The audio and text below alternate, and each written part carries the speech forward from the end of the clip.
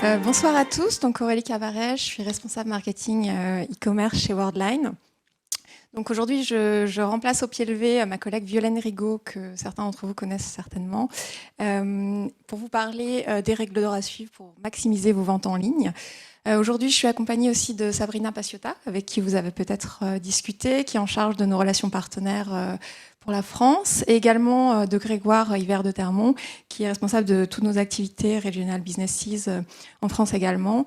Donc je vous invite vraiment, si vous ne les avez pas encore rencontrés, à venir nous voir lors de l'afterwork. J'entends qu'il y a un très chouette rooftop dont on profitera tout à l'heure. Donc, je passe après une présentation très inspirante avec beaucoup d'innovation. J'ai l'impression que je vais vous parler d'un sujet un petit peu plus terre à terre, mais pourtant essentiel, puisque sans paiement, pas de vente. Donc, ça devrait vous maintenir éveillé. Donc, je vais passer... Oui, les slides, c'est... Donc, je représente aujourd'hui Worldline. Worldline, je pense que vous nous connaissez, vous nous avez beaucoup connus sous le nom Ingenico. Depuis septembre l'année dernière, on exerce sous le nom Worldline dans tous les pays où nous sommes présents. Ça fait suite à la cession de nos activités de fabrication de terminaux. Donc, aujourd'hui, ce qui est important de comprendre, c'est qu'on continue, bien entendu, de vendre des solutions, tant pour équiper les commerces en point de vente que les sites e-commerce. Donc on a plus d'1 million de marchands équipés et près de 250 000 sites e-commerce. Donc c'est un peu le fruit de toutes les bonnes pratiques qu'on a agrégées tout au long et qu'on continue d'agréger tout au long de nos travaux avec les marchands. On va vous restituer ça. Ce qui est important que je vous explique aussi, c'est que notre focus vraiment, c'est de vous permettre d'avoir une intégration hyper rapide de nos solutions d'un point de vue paiement, sachant que c'est important pour les marchands, c'est important pour les partenaires. Donc on met tous nos efforts en termes de développement de technologie pour toujours vous permettre de gagner en accélération sur cette phase-là. Il est évidemment essentiel que les lancements de vos projets B2C, B2B se fassent en temps et en heure, et on a vraiment à cœur d'y répondre.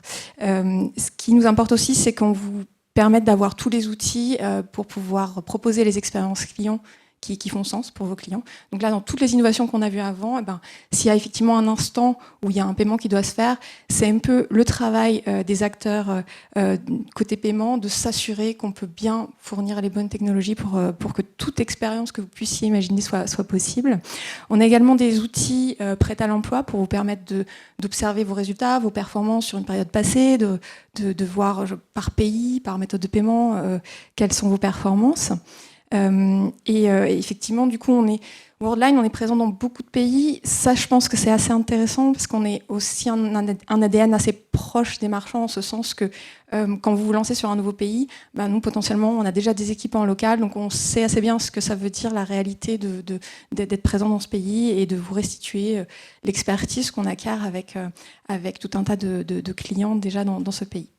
L'accompagnement, donc c'est ce que j'évoquais, c'est très important. On a une expertise sur beaucoup d'industries et qui est au service finalement de l'ensemble de nos clients.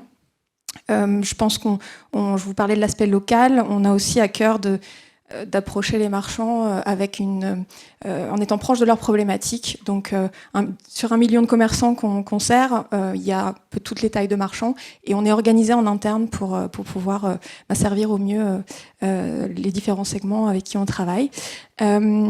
On a bien entendu sur la partie e-commerce à cœur de vous protéger de la fraude, donc ça veut dire de vous proposer des choses clés en main, mais aussi quand vous avez envie de pouvoir affiner vos réglages, et à ce moment-là, on sait aussi ouvrir le capot et vous donner accès à tout un tas d'outils. Et là encore, on bénéficie d'expertise en interne de gens qui travaillent sur les plus gros sites mondiaux, donc voilà, c'est aussi des choses qu'on sait mettre à contribution pour tous nos projets. Donc, juste pour parler en pratique du paiement, donc le paiement en ligne, le paiement en magasin, il y a toujours beaucoup de choses qui se passent en coulisses pour une transaction. Donc la partie acquéreur, côté marchand, qui va envoyer un certain nombre de données côté émetteur, donc côté client.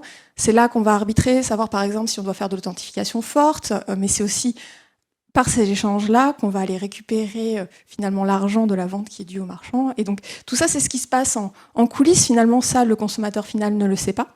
Ce que je vais vous proposer de regarder plus en détail aujourd'hui, finalement, c'est la partie visible de l'iceberg. C'est quand le consommateur achète des produits à un marchand, lui, ce qu'il va voir surtout, c'est quels sont les canaux que vous lui proposez, quelles sont les façons de payer qu'il va avoir à sa disposition. Donc, dans le monde physique, il y a effectivement les TPE et bien d'autres supports, comme on l'a vu, qui émergent. Et puis, dans le monde en ligne, est-ce qu'il a une application, un site web, quelles sont les méthodes de paiement que vous lui permettez d'utiliser, la langue, etc. Donc, c'est ça qu'on va regarder. En gros, concrètement, le consommateur, c'est est-ce que ça va être facile de payer? Est-ce qu'on me propose ce que je m'attendais à avoir pour pouvoir payer? Et est-ce que finalement cette transaction va avoir lieu? Est-ce qu'il va aller jusqu'au bout de son achat? Et donc il y a tout un tas d'optimisations que nous, on observe au quotidien et qui sont essentielles à implémenter. On va parler d'UX tout d'abord. Donc, ce qu'on a pu constater, c'est soit au travers d'A/B tests ou de retours quand on interroge nos clients après des mises en production. Je sais que tous nos partenaires aussi optimisent en permanence les pages pour les sites marchands. Donc, on récolte un certain nombre de bonnes pratiques. La première, je pense, c'est le rendu visuel de la page de paiement. Il faut juste que ce soit logique, quoi. Visuellement, il ne faut pas se poser la question où est-ce qu'on va cliquer. Le bouton payer, ça doit être la dernière action possible pour l'utilisateur, une fois qu'il a rempli le formulaire. On a aussi, comme feedback, on a constaté que évidemment, le récapitulatif de commande, c'est un peu un must-have, parce que sinon, si on se demande est-ce qu'il faut retourner en arrière, est-ce que j'ai pris la bonne taille du t-shirt Donc voilà, non, il faut vraiment avoir le nombre de détails suffisant pour qu'il n'y ait pas d'interrogation de ce type-là. Ce qui est important, c'est que le bouton payer soit aussi juste à côté. Et donc ça, c'est vraiment des comportements essentiels à prendre en compte lorsque vous concevez vos pages de paiement. Et qu'on intègre nous aussi dans nos templates prêts à l'emploi qu'on propose. Ce qui est aussi très important, c'est que visuellement, si vous avez des titres, etc., on arrive à comprendre en un clin d'œil qu'est-ce qu'il faut faire. Vous pouvez aussi préciser les intitulés des champs. Il s'agit là que le consommateur ne se dise pas qu'est-ce qu'ils veulent que je rentre dans ce champ. Donc là, la partie clarté est essentielle. Et ce qu'on vous invite aussi à faire au maximum, c'est de personnaliser votre page de paiement. Donc ça veut dire qu'elle soit hébergée chez vous ou pas.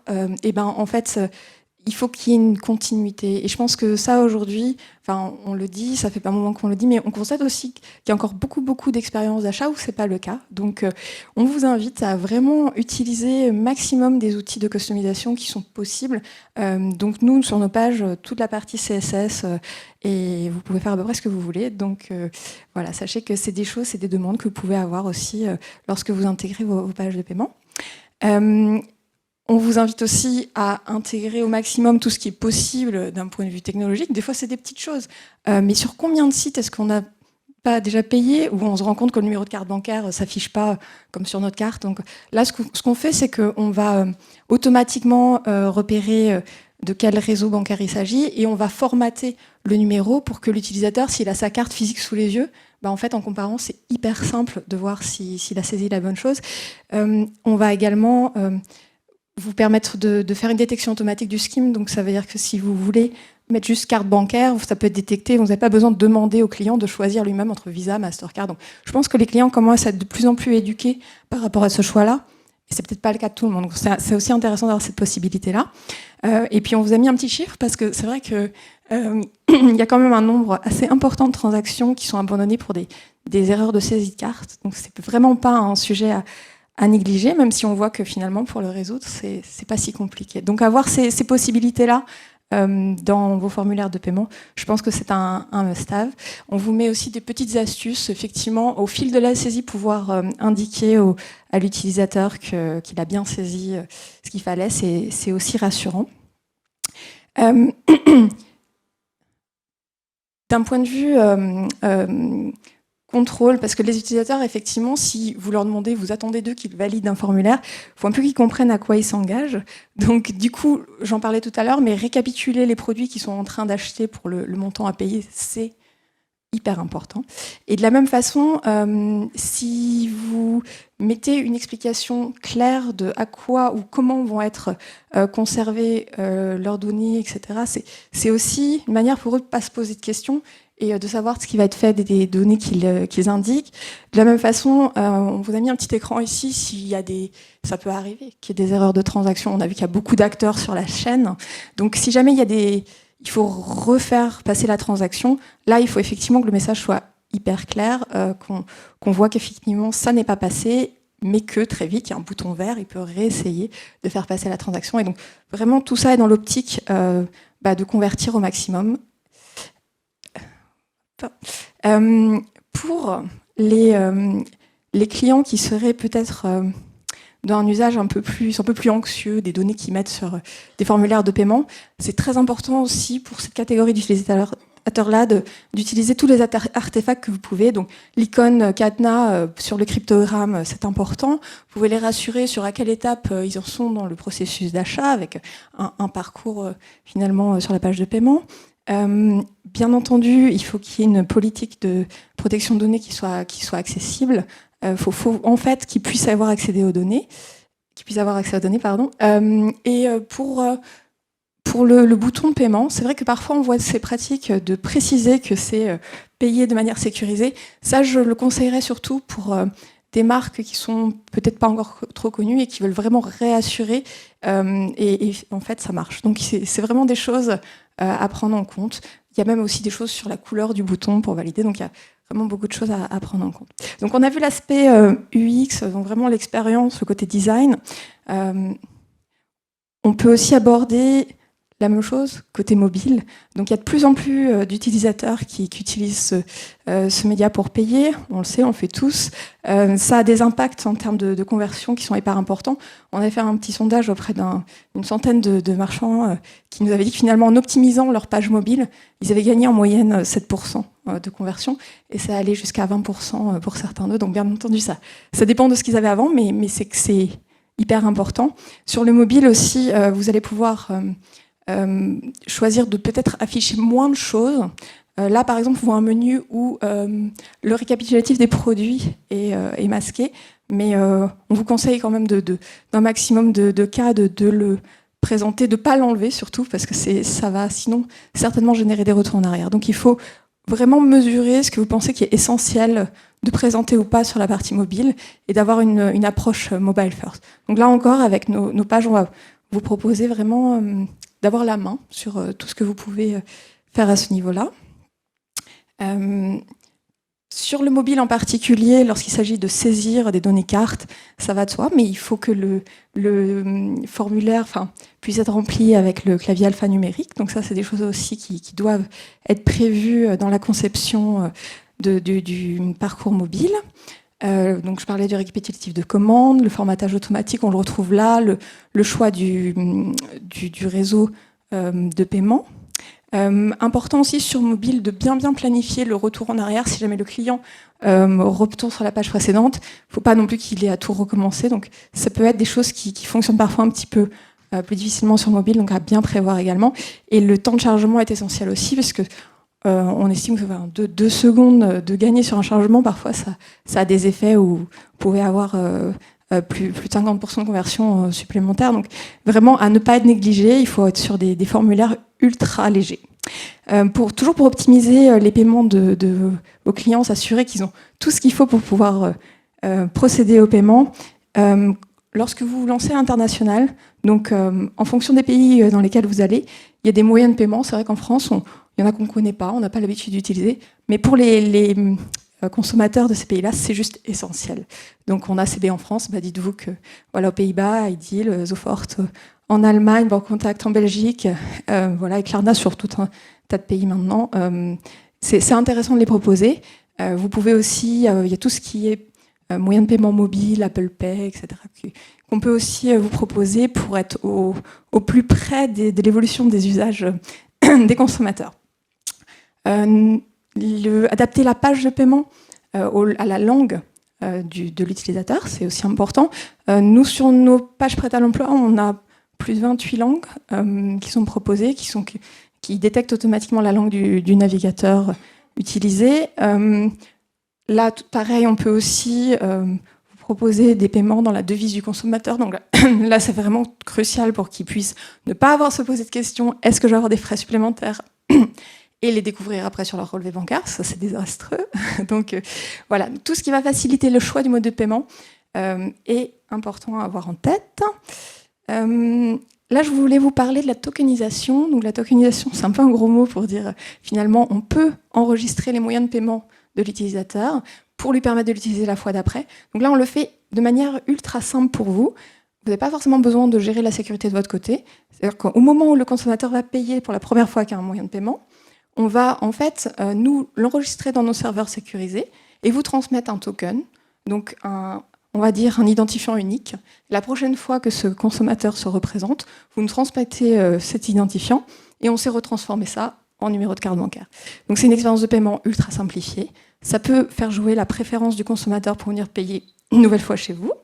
Et pour tout ce qui est paiement récurrent, abonnement, voilà, je vous encourage à explorer ce volet-là. On a enfin, je vous parlais tout au début d'outils prêts à l'emploi pour avoir une vue sur vos performances. Donc on a une interface qui vous permet de regarder sur une période donnée quelle est votre performance par pays, par moyen de paiement.